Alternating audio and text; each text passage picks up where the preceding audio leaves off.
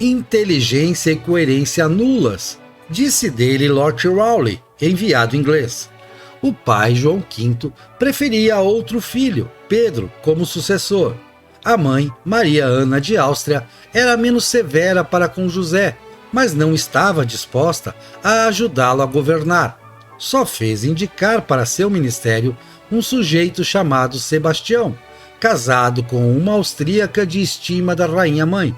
Sebastião passaria à história como o muito poderoso Marquês de Pombal, e a mesma história praticamente se esqueceria que José I foi o supremo governante de Portugal por 26 anos, e Pombal só se tornou marquês e primeiro-ministro porque o rei o quis assim.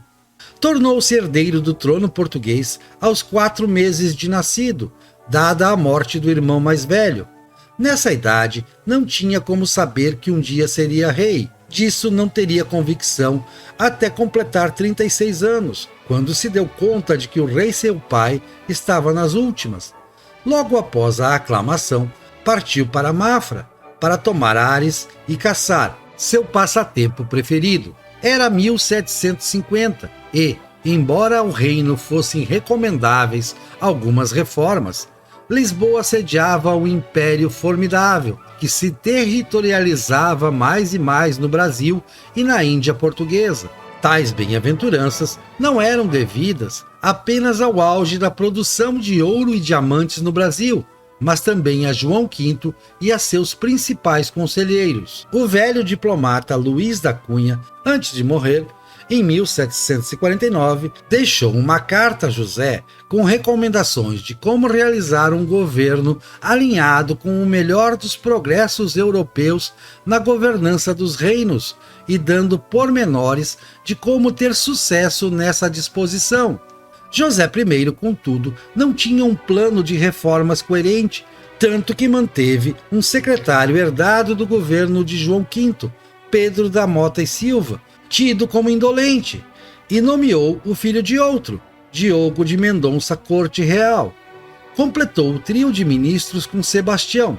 Cabeças mais qualificadas e a alta nobreza estavam no ultramar, em que governar bem fazia mais diferença. Respondia por coordená-los Alexandre de Gusmão, o mais influente homem de confiança de João V em seus últimos anos, com mais acesso ao rei do que tinha o filho José, causando no então infante forte ressentimento. No novo governo, Gusmão logo seria afastado. Quando o reinado de José I completava 5 anos, em 1755, Pedro da Mota e Silva morre. Logo depois, Corte Real é demitido e preso. É o ano do terremoto de Lisboa, em que Sebastião se destaca pela firmeza com que minimiza e repara os danos da catástrofe, reforçando a confiança de José I nele. Desde antes, era o único a despachar a sós com o rei, e todos que procuravam o monarca para pedir algo, ele mandava tratar do assunto com o ministro. Não era, porém, uma delegação cega, pois de tudo José I tinha ciência e a última palavra. A diferença é que Sebastião trabalhava mais e, o fundamental, assumia a responsabilidade dos atos de governo para si, preservando a imagem do rei.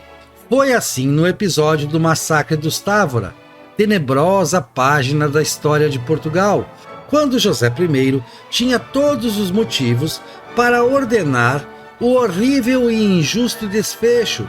Assim ordenou, enquanto todos culpariam somente seu maquiavélico ministro por tal iniquidade, isentando o rei. A descrição e a avaliação do governo de José I estão neste canal na biografia do Marquês de Pombal, vídeo em que fica mais claro como o monarca e ministro formaram uma dupla governante. Focaremos aqui no homem José, para o qual se tem mais pistas indiretas do que diretas, pois era discreto e não deixou cartas íntimas, confessionais. Casou-se aos 14 anos com a princesa Mariana Vitória da Espanha, antes rejeitada por Luís XV da França. Ela tinha 10 anos quando passou a Lisboa e a união só seria consumada tempos depois, com a primeira filha do casal, a então futura Rainha Maria I, nascendo quando Mariana Vitória já havia completado 16 anos. Teriam mais 3 filhas. Com todas elas, José se mostraria um pai amável e condescendente. A esposa era ciumenta e controladora. Fazia de tudo para evitar que José puxasse o pai, dado a públicas e escandalosas relações com ampla variedade de amantes. Antes e depois do início do reinado, grudava-se ao esposo, de comum acordo quanto à opção preferencial de ambos pelo hedonismo.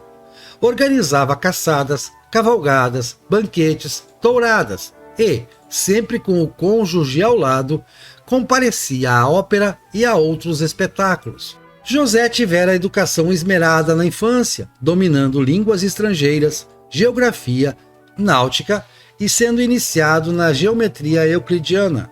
Depois de casado, não consta que tenha voltado a folhear livros por vontade própria.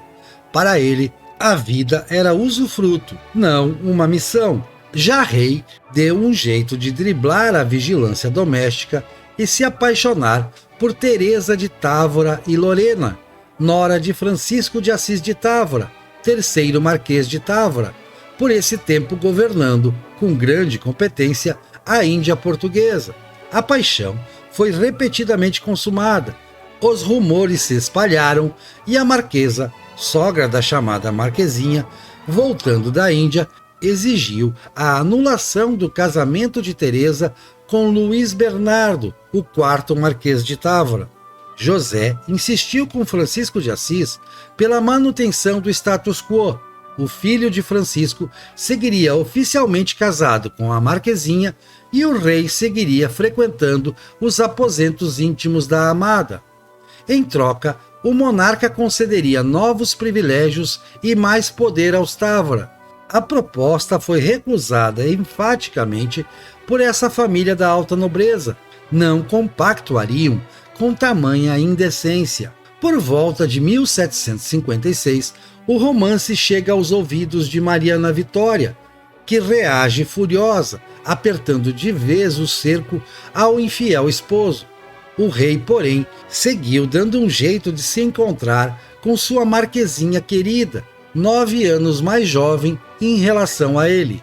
Altas da noite de 3 de setembro de 1758, José I voltava de um desses encontros usando uma carruagem simples, sem escolta, por caminhos da periferia de Lisboa, para não ser reconhecido. O veículo foi atacado por 3 homens, que dispararam, acertando o braço do rei.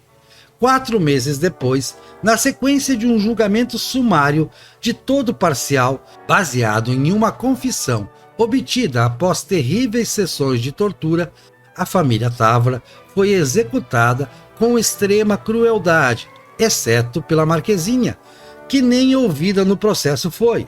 Também foram condenados e tirados da vida outros implicados, entre eles o Duque de Aveiro, primeiro fidalgo do reino, próximo aos Távora.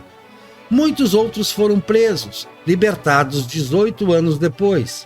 Os jesuítas igualmente foram implicados como conspiradores, o que serviu como justificativa formal para a supressão da Companhia de Jesus em Portugal. O motivo real da medida foi outro. Sebastião, o Marquês de Pombal, título criado para ele por José I em 1769, era ateu. José I não, embora ambos concordassem em reprimir os excessos crédulos e efusivos da religiosidade popular. Na hora do grande tremor do Cisma de Lisboa de 1755, o rei estava em Belém, sítio em que os abalos foram menores. Ele saiu correndo do interior da casa em que se abrigava e buscou um monte em volta, gritando que o fenômeno natural era castigo divino a seus pecados. Note-se que então ele não tinha cometido o pior deles. José I não queria a estátua equestre que Pombal encomendara em sua homenagem. Compareceu, porém, à inauguração do monumento. em junho de 1775. Dali até sua morte, 20 meses depois, permaneceria recolhido, com a saúde mental gravemente afetada. Remorso? Temor de arder no inferno por sua crueldade? Não se sabe. O que se sabe é que pouco antes de partir, perdoou os implicados no suposto atentado de 1758. Perdoou, não absolveu, e se recusou a receber seu marquês favorito nos aposentos reais. Talvez quisesse que o esquecessem, apagassem o que fez em vida. Conseguiu.